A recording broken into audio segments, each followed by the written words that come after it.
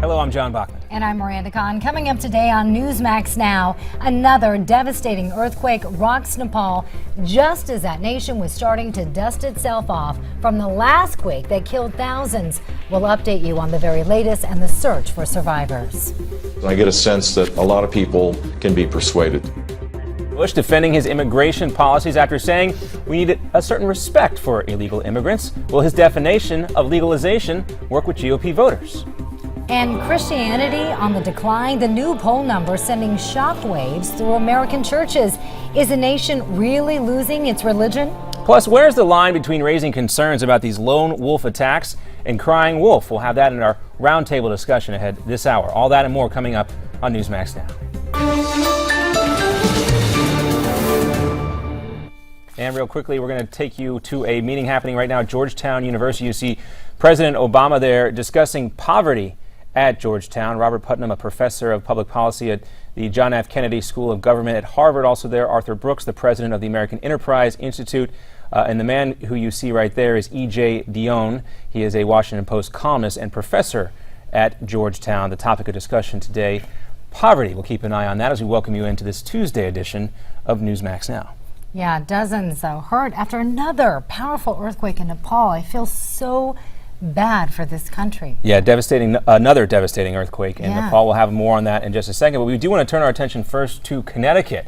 There are new reports about new victims that have been found from a serial killer. The remains of 4 women found near a strip mall in New Britain are now being linked to the same serial killer believed to have dumped 3 bodies in that same spot previously. Those bodies were found 8 years ago. All the individuals identified to date went missing in 2003, and the other remains located are consistent with having been at this location for more than a decade. There is no longer a danger to the public. That the person responsible for these 7 bodies being where they were found does not pose any threat to the public at this time. Well, reporters press police on that issue right there. Officials would not go into detail why there is no danger, but several reports do say they believe the suspect is in prison on unrelated charges. Another strong earthquake, as we mentioned, rocks Nepal, killing dozens. People in Kathmandu could be seen running into the streets earlier today as a magnitude 7.3 quake hit that country. More than 1,000 people are hurt. This latest quake comes just 2 weeks after a massive quake hit that country, killing thousands. Well, Verizon is making a $4.4 billion purchase. It's scooping up AOL, which owns several web properties, including the Huffington Post, TechCrunch, and Engadget. Verizon expects the deal to be completed by this summer. One person is in custody while police continue to search for another in connection with a shooting near the University of California campus. The one suspect was actually one of 3 men, all in their 20s, found shot last night. Police are investigating whether drugs were involved. This comes nearly a year after a man went on a shooting spree in Santa Barbara. That man killed 6 people before committing suicide. Well, funeral plans have now been set for those 2 police officers murdered over the weekend in Mississippi. Officer Benjamin Dean will be laid to rest on Thursday morning. Officer LaCorey Tate, his funeral is set for Saturday. Both were remembered yesterday at a memorial service with fellow officers offering their condolences and an apology. So working with them that night, I'm sorry there's nothing else I could do for him.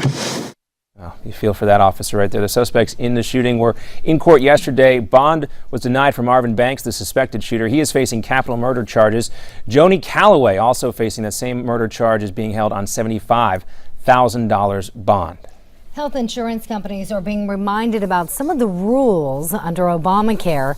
The Department of Health and Human Services says insurers who are not covering all FDA-approved methods of birth control without copays or extra charges are actually breaking the law. The department is also reminding health insurance companies about the requirement to cover preventative testing for several types of cancer. Now, the Patriots are reeling now after getting hit hard by the NFL in the Deflategate scandal. The team losing a pair of draft picks, including next year's #1 pick, for using underinflated balls in last year's AFC Championship game against the Colts. The Patriots have also been fined $1 million, and quarterback Tom Brady gets a 4-game suspension, though his lawyer promises an appeal. And reaction has been quick on Twitter about this. Brady's teammate, LeGarrette Blount, calls the decision ridiculous. And we also have this tweet from tweet. That's kind of a mix between a tweet and a quote from Steve Weatherford, punter for the Giants, the last team to actually beat the Patriots before they went on to win the Super Bowl. He says the same thing. Tom Brady suspended 4 games. That's just ridiculous. They are comparing it to steroid use. Preposterous. What are your thoughts? I like that term. That's my thought on that. Preposterous. No, the one before that. What did you call it? We'll save it for later. Whatever. Yeah, Brady's first game back would be against, you guessed it, the Colts. Matt Overton kept his comments subdued, just saying October 18th will be quite a day.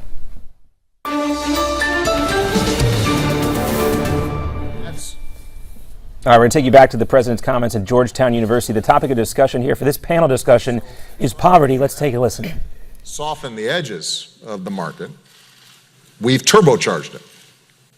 And we have not been willing, I think, to make some of those common investments so that everybody can play a part in getting opportunity.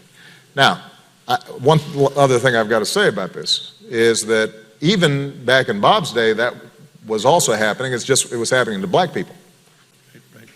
And so in some ways, part of what's changed is that those biases or those restrictions on who had access to resources that allowed them to climb out of poverty, who had access to the firefighter's job, who had access to the assembly line job, the blue-collar job that paid well enough to be in the middle class and then got you to the suburbs, and then the next generation was suddenly office workers.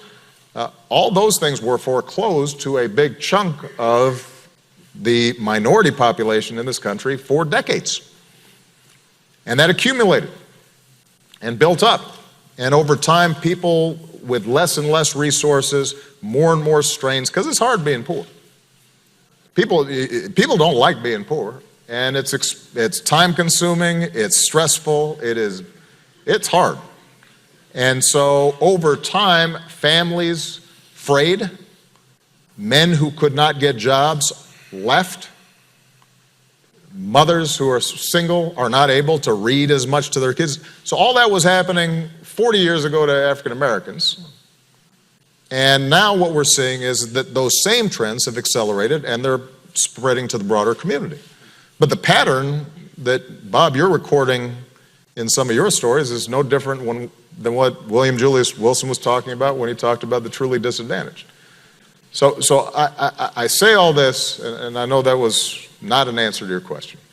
I will be willing to answer, but I think it is important for us at the outset to acknowledge if, in fact, we are going to find common ground, then we also have to acknowledge that there are certain investments we are willing to make as a society as a whole in public schools and public universities, in, today, I believe, early childhood education, in making sure that that economic opportunity is available in communities that are isolated, and that somebody can get a job, and that there's actually a train that takes folks to where the jobs are.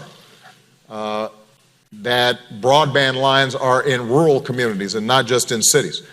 And those things are not going to happen through market forces alone. And if that's the case, then our government and our budgets have to reflect our willingness to make those investments.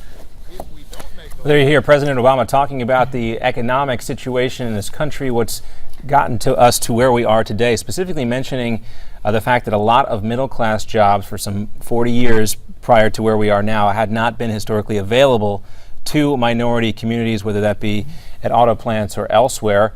The president also talking about how that aspect is now spreading not just to the African American community, but those opportunities are not available for everyday Americans in a broader sense, the broader community today. Well, speaking of broad, he was talking about broadband lines. This has been a little bit of a controversial topic in the last few months, but discussing that as well. And I thought was especially interesting is him discussing that we need to make investments in our future, specifically mentioning education. Code word for spending tax dollars on that, which will be debated. Yep, it could. And All we'll right. leave it up to other people to debate it during our roundtable discussions. Coming up next, though, do Americans live in fear of big pharma? And is it stalling medical innovation? We're joined by American enterprise scholar Tom Stock.